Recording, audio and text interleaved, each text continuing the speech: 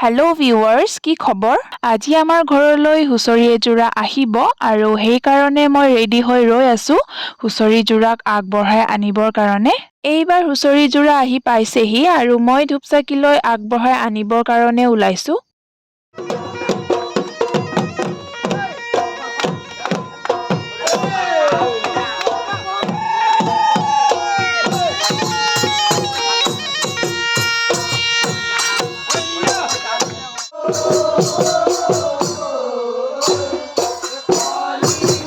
তাৰ পাছত আমি লগ লাগি চাহৰ যা-যোগাৰ কৰিলোঁ।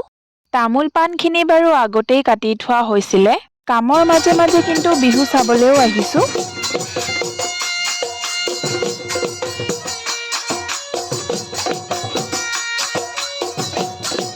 এইবাৰ লাহেকে শৰাই দিয়াৰ সময় হৈ পৰিছে। তাৰ পাছত এইফালে আকৌ খুৰী কেইজনীয়ে লগ লাগি চাহ দিয়াত আমাক সহায় কৰি দিছে।